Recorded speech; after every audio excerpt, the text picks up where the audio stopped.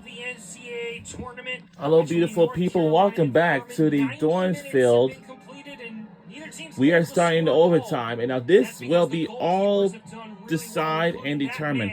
Whichever team wins this game will be moving on to the next round. This first one against Matthew Acosta, and then right at the end of the half against Riley Thomas. But this one was the pick of the bunch. On a cross from Parker O'Farrell, Fitchian with a free header, and Salinas going one way, coming back to his right, a right-handed save, keeping the game scoreless between the Tar Heels and the Paladins. North Carolina. All right, we are about to start overtime. This is a sudden death. This is going to be a sudden death victory. It's all coming down to this. Whichever team makes this goal wins the game, and we'll move on to the next round. We'll move on to the quarterfinals, actually. I'm sorry. Yes, so the winner of this game will move on to the quarterfinals. And this is going to be a sudden victory. The rules are still stay the same. And that goes for the women's soccer games. If we don't even win in those two regulations and overtimes, then that means we're going to do a shootout. The shootout, it will all decide whichever team makes the most shootouts will win the game. If so, who knows? How they ended in normal time. North Carolina coming out with Cordes, Check, and we're live at a Dorrance Field. Farrell, Acosta, Williams, Hansen, and overtime is begun, and we are underway. And here we go. All right, it's all coming down to this. Whichever team makes this goal wins the game. Furman bringing out Salinas, Travis, Achakwa. And the winner of this game will move on to the second round. Hutzel, Siegel, Kraus, Caleb Johnson, and Wamu Snell to start this. What a long lead kick. 10 minutes. But it just went out of bounds. This is still ours. Is able to score. Take a quick 2-minute break and then switch sides.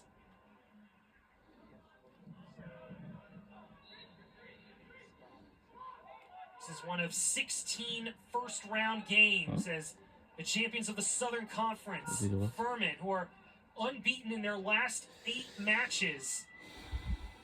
I see some good stuff out there. Taking on a Carolina side who some good have not played a competitive game of college soccer in over 2 weeks as Batil Hansen takes down Lloyd Wamu. I can tell you this. Some teams are tough, but some of them are not tough enough. And so far, that is a very hard question. I don't know if much of it is sport. Organized as Luke Hutzel. Yeah, that's hard. Will deliver the soccer is. Center backs up for Furman as Hutzel plays it into the box. It's dealt with by Carolina. And Check forces it into the corner. Wants a throw. But I don't know who got it, but get it. Tar Heels do well on that set piece. And now they got to do with a long throw. Jack Travis has Ryan Wagner at the near post. It's thrown towards him. Headed away by Thomas. Comes back to Travis. Caleb Johnson's cross to Achakwa. Hutzel's shot is blocked. And now a long-range strike goes right into the body of a Carolina defender. And I believe it's Martin Fitchian who took the brunt of that strike, knocking the wind out of him.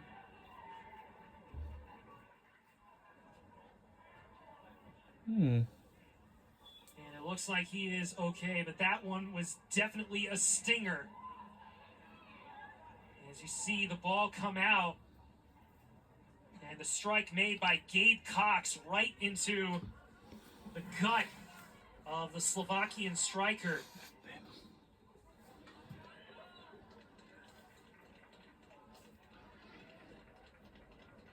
With this dead ball, Tar Heels are able to make a substitution As you see, number 23, Andrew Kitch, getting his first minutes of the game, coming in for Atil Hansen. Kitch playing in his third game of the season. The freshman, actually the sophomore out of Medford, New Jersey.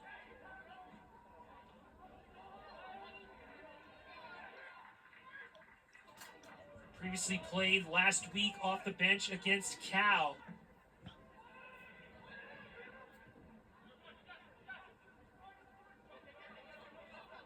Johnson.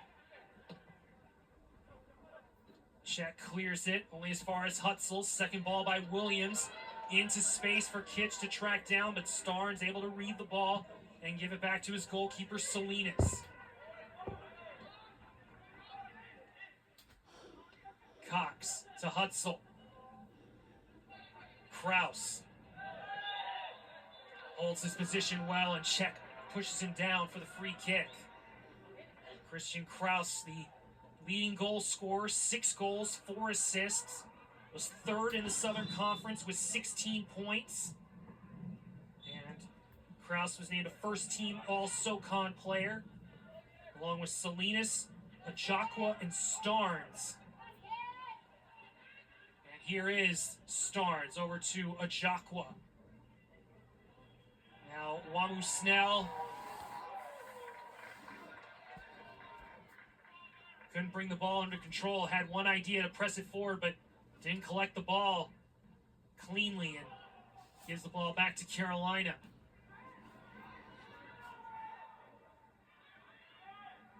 Tar Heels tried to play it quick. Good touch by Kraus as Wamu Snell almost found Caleb Johnson in space.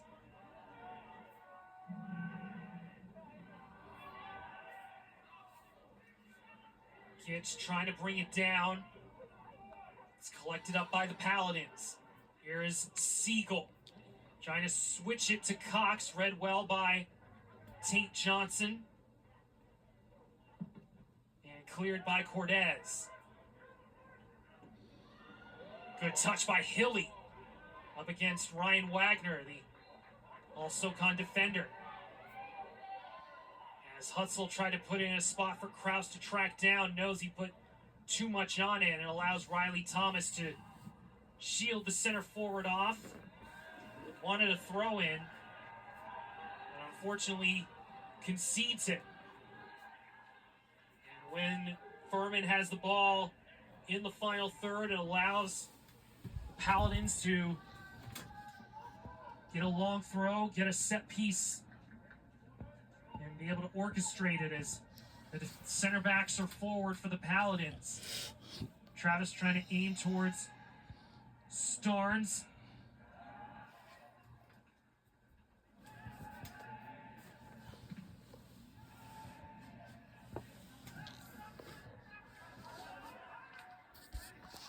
Ajakwa. Kraus heads it down and cleared away by Charlie Harper. Now Kitch trying to spin away from his defender. Acosta keeps it alive for Carolina. Williams brings it up for the Tar Heels. Has got a couple in support. Trying to thread the needle to Vitchian, who's onside. Vitchian was trying to chip it just in front of the 6, but nobody was there. Neither Kitch nor Williams nor Hilly. And it allows Salinas to bring it under control. 97th minute.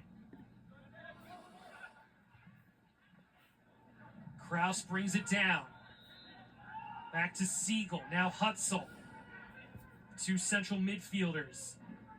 Getting it out wide to Cox, who keeps it in play. Meggs Johnson. Cleared away by Check. Kept alive by Kitch.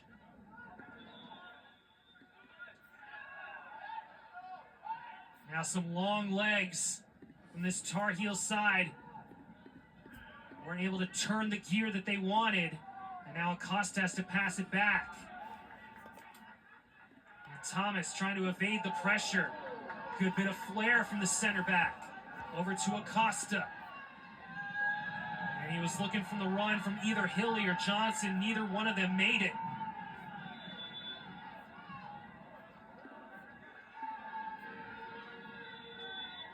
Clock will stop as Acosta in a bit of disbelief as Martin Mai will come in for Vitchian here at the end of this first period of overtime.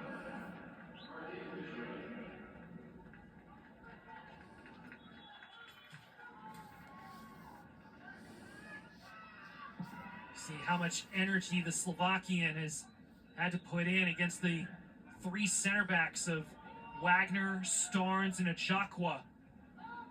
He's had a couple of big chances in this game, two in particular.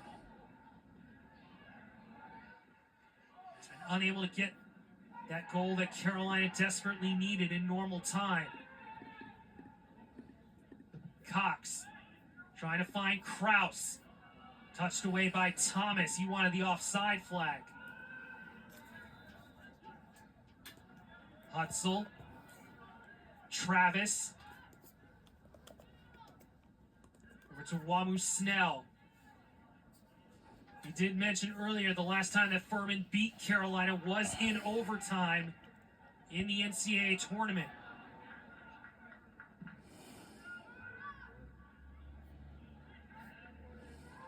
And now if Furman are looking to advance, they would have to do it again. Cordes will take some air out of the ball. So we're in the 99th minute.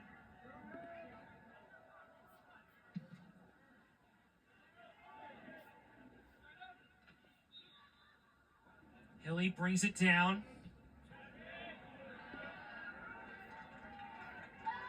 He's still got a lot of energy. Kitch going up against Wagner, taken down, free kick.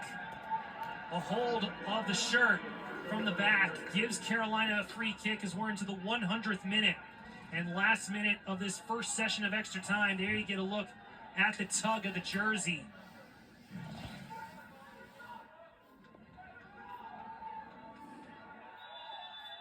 Riley Thomas now coming into the fold, coming forward. Johnson plays it to Mai. Mai takes it towards the corner, trying to get an angle on a cross. It comes back to Johnson. Direct diagonal towards Thomas, but he goes over the back of the Furman defender. Easy foul against the Carolina captain, and now the clock has to be stopped as he went over the back of Kraus. Yeah, just landing on top of him as he rose up to meet the header.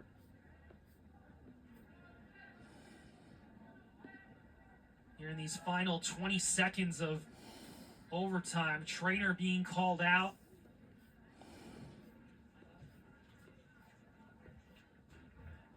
To give some assistance to the striker out of Fenton, Missouri. Two-time first-team All-SoCon player. He has scored 18 career goals in his now 51 games for the Paladins. And he had a hat trick last year against VMI. 10 goals last season, 6 goals this season.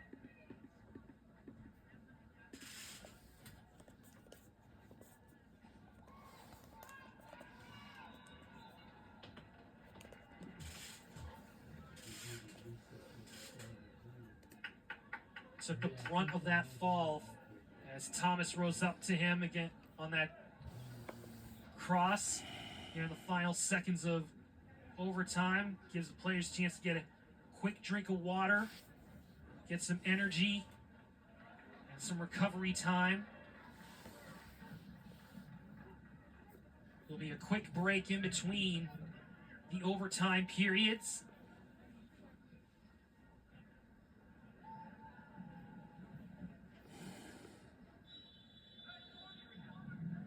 Now Salinas will restart the game.